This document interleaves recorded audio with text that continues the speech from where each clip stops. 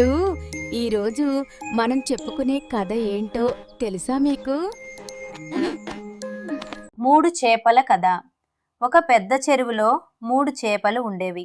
వాటి పేర్లు తెలివి, ఆలోచన, అలసత్వం. మూడు చేపలు మంచి స్నేహితులు. ప్రతిరోజు కలిసి ఈదుతూ ఆనందంగా జీవించేవి. ఒకరోజు ఇద్దరు మత్స్యకారులు చెరువు దగ్గరకు వచ్చారు. వాళ్ళు చెరువును చూసి ఇలా అన్నారు, ఈ చెరువులో చాలా చేపలున్నాయి, రేపు వల తీసుకుని వచ్చి పట్టుకుందాం. ఈ మాటలు మూడు చేపలు విన్నాయి. తెలివి చేప తెలివి వెంటనే చెప్పింది, ఇక్కడ ప్రమాదం ఉంది, ఇప్పుడే మరో చెరువుకు వెళ్దాం అని చెప్పి అదే రాత్రి మరో చెరువుకి వెళ్ళిపోయింది.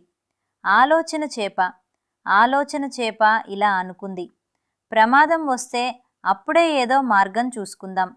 అది అక్కడే ఉండిపోయింది. అలసత్వం చేప నవ్వుతూ చెప్పింది, ఏమీ జరగదు, ఎందుకు భయపడాలి? అది నిర్లక్ష్యంగా అక్కడే ఉండిపోయింది. మరుసటి రోజు మత్స్యకారులు వలతో వచ్చారు. వల చెరువులో పడింది. ఆలోచన చేప తెలివిగా చనిపోయినట్టు నటించింది. మత్స్యకారులు దాన్ని చనిపోయిందని భావించి బయటకు విసిరేశారు. అది వెంటనే నీటిలోకి దూకి ప్రాణాలు కాపాడుకుంది.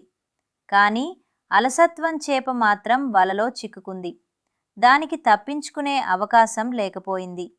నీతి: ముందస్తు ఆలోచన ప్రాణాలను కాపాడుతుంది. ఇటువంటి మంచి కథల కోసం చక్రి ఎడిట్స్ ని సబ్స్క్రైబ్ చేసుకోండి. మీ ఫ్రెండ్స్ అండ్ రిలేటివ్స్ కి షేర్ చేయండి. స్టోరీ కనుక నచ్చితే లైక్ చేయండి.